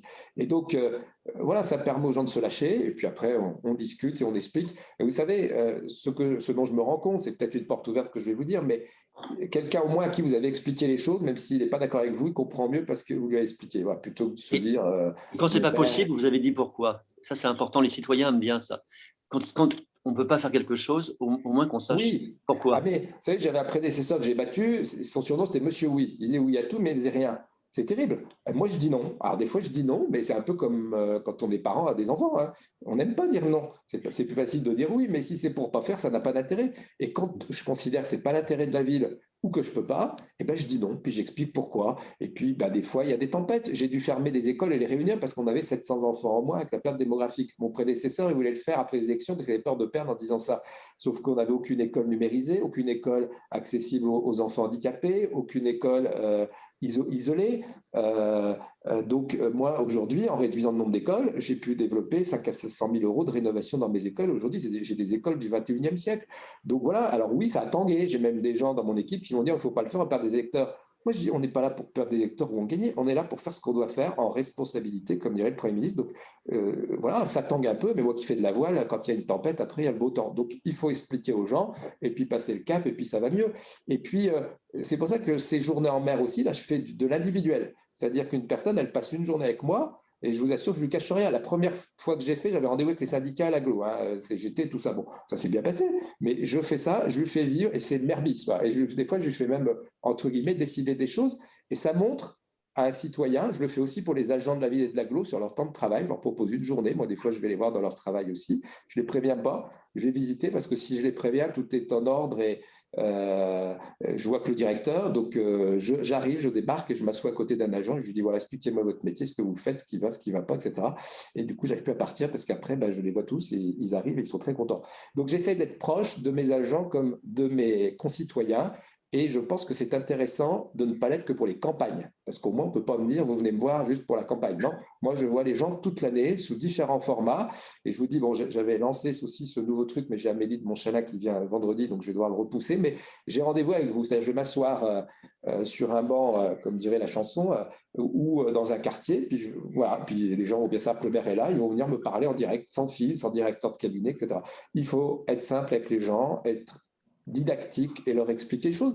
Et quand je passe une journée en mer, j'espère que les gens apprennent quelque chose, j'espère que moi, souvent, j'apprends des choses. Et j'ai le ressenti, je pense que pour être un bon maire, je ne sais pas si j'en suis un, mais en tout cas, il faut bien sentir le territoire et bien écouter les gens. Ça ne veut pas dire qu'ils ont raison, mais déjà les écouter et leur montrer qu'on les écoute. Et après, leur dire, bah, écoutez, là, vous vous trompez peut-être. Puis leur montrer que, oui, un maire, ça a beaucoup de pouvoir, beaucoup plus que je ne le pensais d'ailleurs. Donc, il faut essayer de canaliser ce pouvoir-là. Mais ça a aussi beaucoup de contraintes et que des fois, j'ai envie de faire ci, mais qu'il y a un problème technique, ou des fois, j'ai envie de faire ça, mais je n'ai pas les sous. Et que pourquoi on n'a pas bouché le trou, mais boucher le trou, c'est 15 000 euros. Si je ne les ai pas de côté, ben, je ne peux pas le faire tout de suite. Moi, je me posais les mêmes questions avant d'être élu. Donc, voilà, je pense qu'il faut rester un citoyen quelque part avant d'être un élu. Merci. Merci, Denis. Alors, y a-t-il une autre question? Oui, Méram. Alors ça, c'est Cœur de Ville. Bonjour à tous. Bonjour, monsieur le maire. Je me présente, donc Mayram Si. Je suis chargée des partenariats et acteurs économiques au niveau d'Action Cœur de Ville. Donc, merci au CEPS pour cette session. En tout cas, pour moi, elle est très importante et intéressante, ce qui nous permet en tout cas de voir dans le fond les différents projets qu'il y a à Nevers sur Action Cœur de Ville et autres.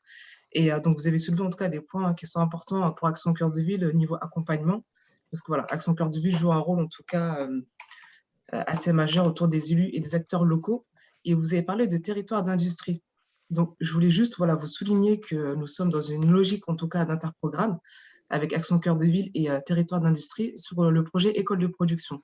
Donc, École de production accompagne des jeunes entre 15 et 18 ans sur des projets autour de l'industrie. Donc, je vous invite à répondre à l'AMI qui a lieu jusqu'au 15 octobre. Donc, je suis ce projet. Je suis aussi de la ville de Nevers parce que j'ai pu voir ce que vous avez mis en place au niveau des tiers-lieux. Donc, n'hésitez pas, si besoin, en tout cas au niveau d'Action Cœur de Ville. Et merci, monsieur Trubel-Asper. Je suis désolée, je fais un petit peu ma pub d'Action Cœur de Ville. On a compris. Il faut de toute façon, dans toute émission, un instant pub. Hein. À travers cette session. Et donc, en tout cas, au plaisir de vous retrouver donc, le 7 septembre pour notre 4e rencontre nationale où ça sera en tout cas des sujets qui seront abordés et traités parce qu'on est sur 3 transitions, donc démographique, écologique et économique. Donc, n'hésitez pas à m'envoyer un petit mail. Merci, M. Trubel-Asper. Et bravo en tout cas pour ce que vous mettez en place au niveau de la ville de Nevers. Et sur chaque tour de ville, pour nous, c'est très important. Et on espère que ça va continuer de session en session. Merci. Merci, Méram. Vous avez compris, Denis. Hein. Oui. Ben, d'abord, on a tous du cœur. Moi, je suis en cœur de France, j'ai cœur de ville. Je l'avais un peu travaillé avec Jacques Mézard. On avait suggéré aussi le de Normandie dans l'ancien, qui n'est pas assez connu et qu'il faut garder. Je sais qu'il est en question, mais il faut le garder pour nous. C'est important de permettre à des acteurs de défiscaliser dans des villes comme nous. Je pense qu'une ville comme Bordeaux, elle se suffit en soi. Elle n'a pas besoin forcément d'inciter beaucoup à la défiscalisation. Des villes comme nous, elles ont besoin. Il faut accentuer l'aide aux territoires fragiles. C'est comme ça qu'on rééquilibrera une justice en France. Et c'est ce à quoi contribue Action Cœur de Ville. Je ne le dis pas parce que vous êtes là. D'abord, je ne sais pas que vous étiez là quand j'en ai parlé, mais j'en ai plutôt dit du bien.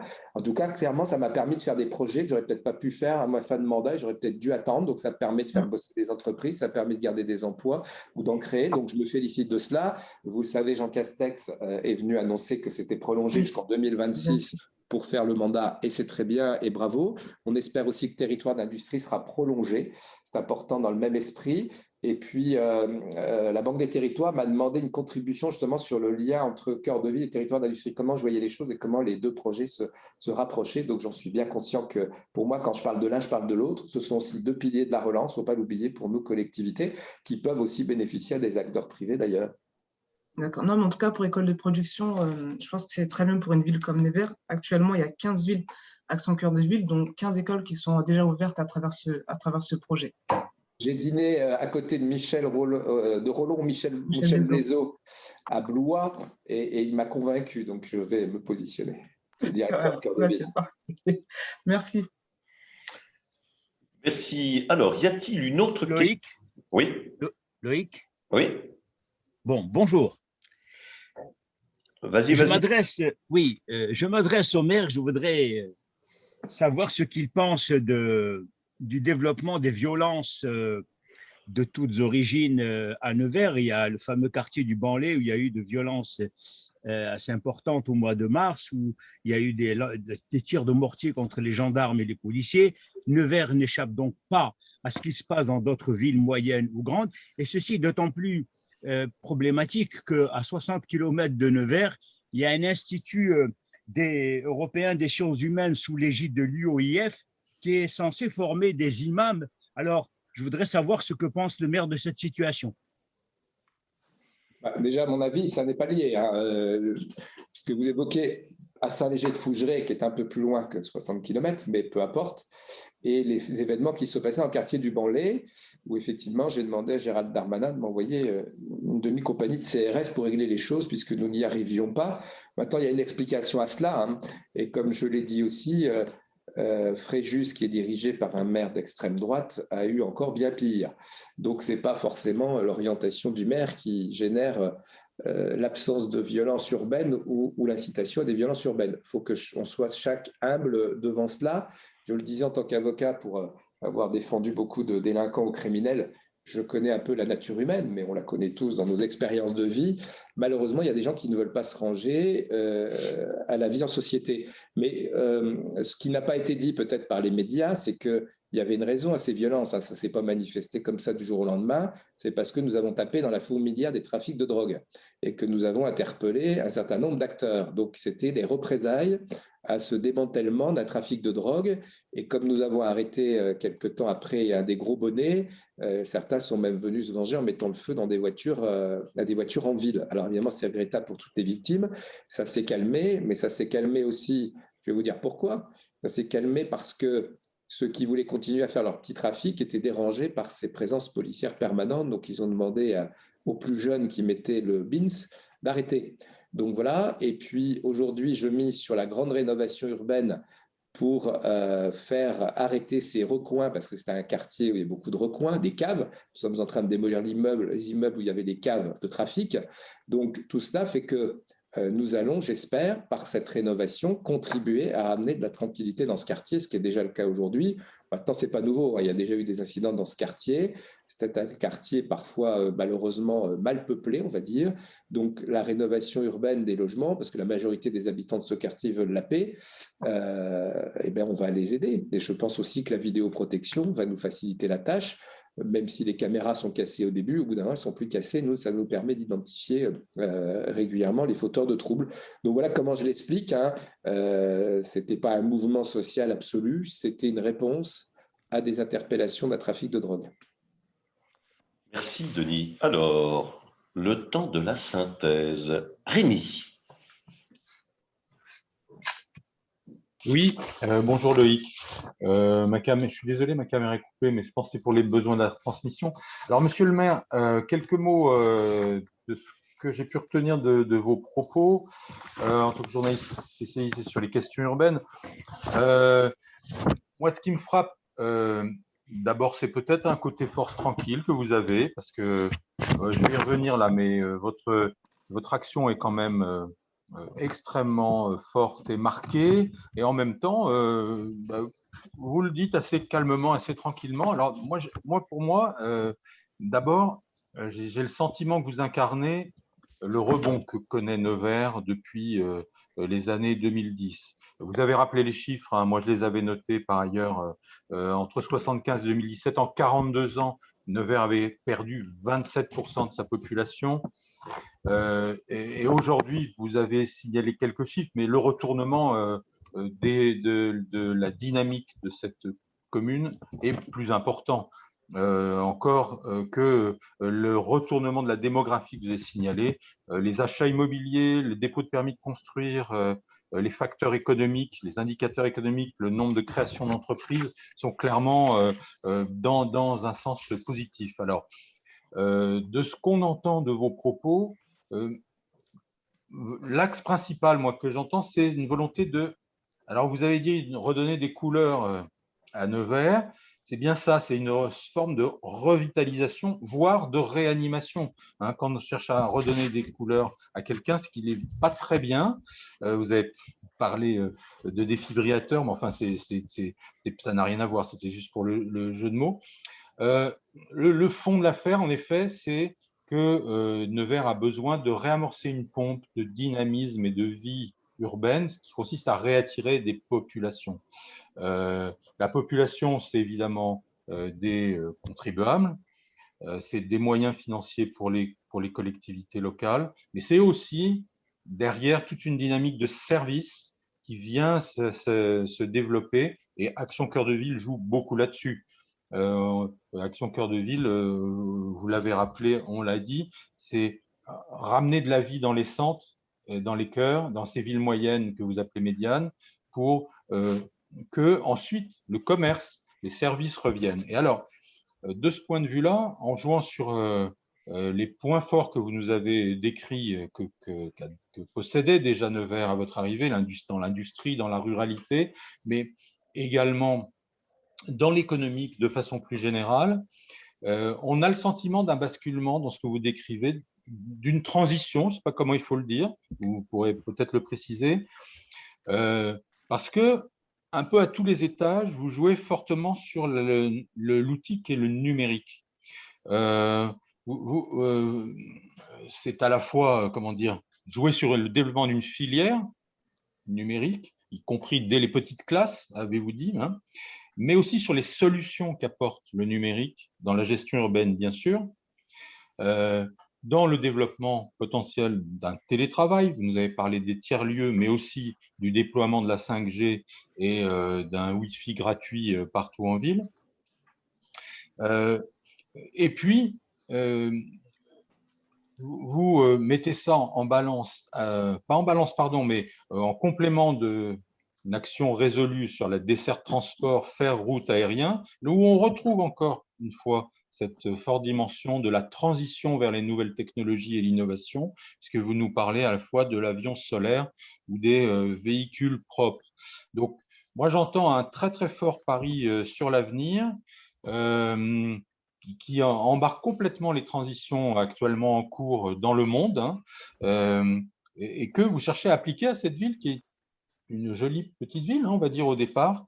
Voilà. Alors, vous essayez d'embarquer vos voisins. On a noté Bourges-Moulins avec la tentative de créer un pôle métropolitain et tout en jouant de la solidarité intercommunale. Donc, vous ne le faites pas seul. Et d'ailleurs, c'est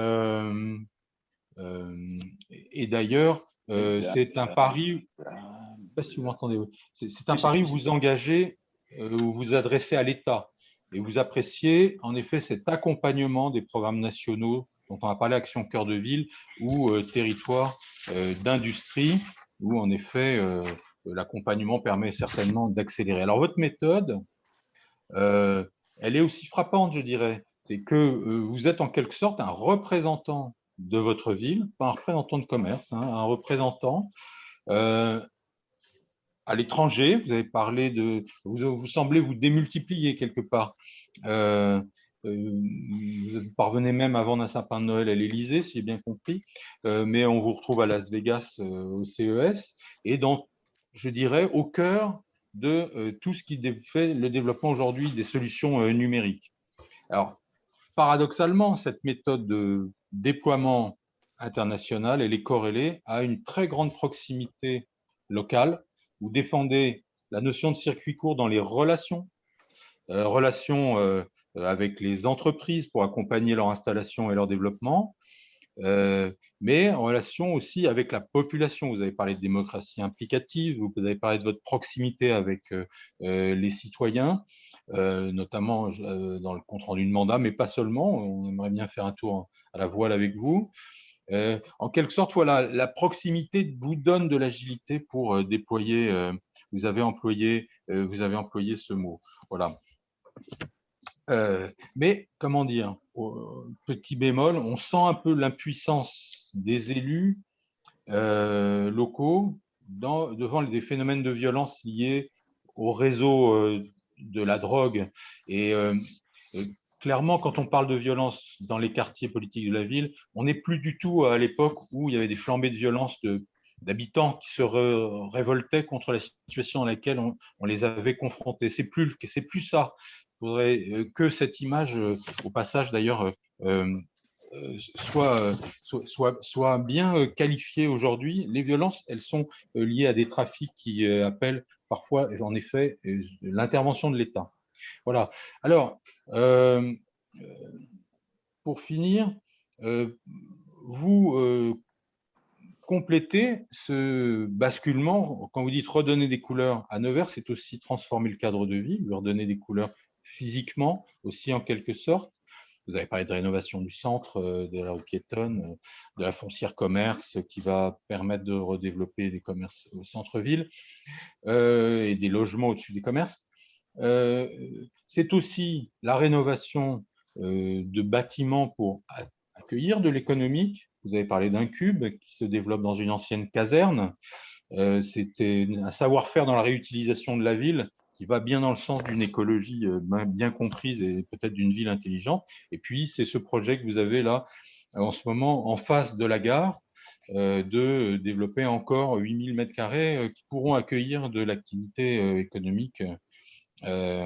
Alors, on a, encore une fois, je pense, coché beaucoup de cases. Vous dites, on a tous du cœur. C'est très sensible et vous avez résumé cela en disant que votre projet, c'était d'une ville durable, intelligente et solidaire. Et on a vraiment le sentiment que cette transition, elle est là. Alors, vous pourrez nous le confirmer, vous êtes modeste, hein, vous n'avez pas énormément parlé de votre bilan, mais en tout cas, à vous entendre, on a le sentiment que la transition est là et qu'elle est bien engagée. Merci Rémi. Denis, peut-être un mot pour la fin? Écoutez, déjà, merci pour ces propos.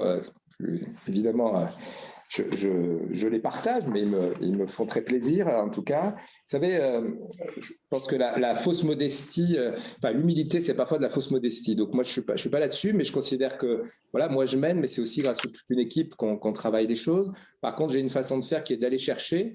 Donc, j'ai bien aimé, quand vous avez dit, je me démultiplie, parce que c'est vrai que mon slogan de la région, c'était la région partout et pour tous, mais je suis souvent, c'est très exigeant, mais dans pas mal de choses, et je vais chercher les choses. Je pense que c'est pas ma marque de fabrique, parce qu'on n'était pas naturellement sur l'innovation. Donc, moi, j'attends pas que les choses viennent jamais dans mon bureau, les choses viennent jamais par hasard, mais je vais les chercher. Et c'est cette façon de faire, sans doute, qui m'a permis de tisser un réseau fort et important. Je fais allusion aussi à Muriel Toiti, qui devait faire l'introduction ce matin. Exactement. Qui m'a permis aussi, et c'est grâce à elle aussi que j'ai été reconnu par le Technion pour mon territoire et que j'ai pu tisser mes relations avec Israël et la Palestine. Donc voilà, mais encore une fois, la première fois, je me suis assis à côté d'elle par hasard, et c'est par ces discussions qu'on est devenus même amis et qu'on a pu porter pas mal de choses ensemble et qu'on va continuer à le faire. Donc voilà, c'est cet exemple-là. Écoutez, la plus belle des récompenses qui m'a été donnée, c'est lors des élections en 2020. J'avais 6 listes en face, j'ai été élu au premier tour. Bon, ça, je l'espérais, heureusement avec la crise. Mais ce que je n'avais pas pensé, c'est que j'ai gagné les 25 bureaux de vote de Nevers, ce qu'avait même pas fait Pierre Bérégovoy. Donc, ce que je n'avais pas fait non plus en 2014. Hein, là, je suis sorti en tête dans tous les bureaux de vote. Donc, pour moi, voilà, c'est pas un sentiment d'achèvement de la mission. C'est au contraire un encouragement à continuer, parce que je me suis dit que moi, qu'on qualifiait souvent maire du centre-ville, parce que j'ai rénové beaucoup de bâtiments historiques, mais ce n'est pas de ma faute, ils ont été mis en centre-ville. J'ai fait aussi pas mal d'actions dans tous les quartiers. Je pense que ça s'est ressenti dans ce résultat. Donc voilà, pour moi, c'était un point d'étape, et c'était un point d'étape fort, parce que je ne m'y attendais pas forcément. Et c'est une forme de reconnaissance de ce que nous menons, mais je le partage encore une fois avec mes équipes. Et je pense que vous avez bien analysé les choses, où j'essaye d'être un peu partout présent, là où je pense que c'est utile, et en même temps montrer que je reste quand même sur mon territoire, même si je vais un peu loin dans le monde, parfois chercher les choses. Et je me rappelle toujours ma première présence au CES de Las Vegas, où on était les seuls élus de la région Bourgogne-Franche-Comté. On était surtout les seuls élus maires.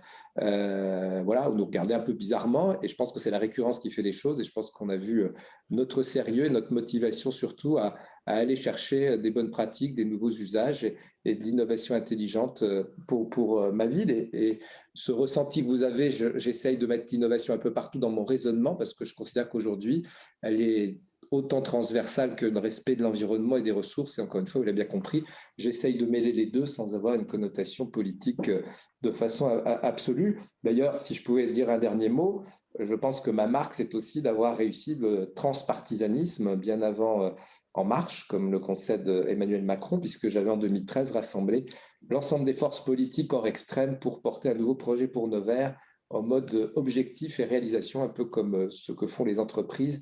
Et donc, je suis sorti un peu du schéma traditionnel des collectivités. Mais vous l'avez compris, j'aime bien l'aventure et défricher un peu les choses. Merci Denis, vous avez démontré, s'il le fallait, que vous étiez un homme qui fonctionnait en valeur projet. Alors, dernière question. Vous avez des personnalités illustres comme Guy Savoy, comme Roselyne Bachot, qui sont natifs de Nevers. Est-ce que vous avez créé ce collectif des ambassadeurs de Nevers?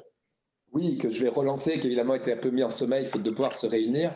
Mais l'idée, c'était de trouver des gens nés à Nevers, comme Guy Savoy, qui ne sont pas restés très longtemps, mais qui m'a dit tout de suite oui, comme Roselyne Bachelot, comme après ils sont allés faire leur parcours ailleurs, ou des gens comme Muriel Toiti, qui ne sont pas de Nevers, mais qui ont montré beaucoup d'intérêt à Nevers, qui fait partie aussi de mes ambassadrices, et puis des gens comme Gauthier Grumier, qui est champion du monde et champion olympique d'escrime, puis des gens moins connus. On a une personne qui travaille dans une grande maison de couture à Paris, on a des gens moins connus et qui font des choses très intéressantes pour notre vie. Donc voilà, c'est trouver tous ceux qui ont un intérêt par rapport à Nevers, que ce soit, si je puis dire, le droit du sol ou l'intérêt marqué pour notre territoire, et d'aller porter la bonne parole, si je puis dire, d'aller, je ne dirais pas évangéliser, parce qu'on va rester laïque, mais en tout cas d'essayer d'aider à mieux connaître notre territoire. Et donc, on leur offre des kits de communication, les tient au courant d'où on en est dans nos projets, et puis ils peuvent nous aider aussi parfois à aller chercher des fonds privés, parce que j'ai fait aussi, par exemple, le théâtre, on l'a rénové à 15% de particuliers par souscription, on a racheté des pièces historiques du musée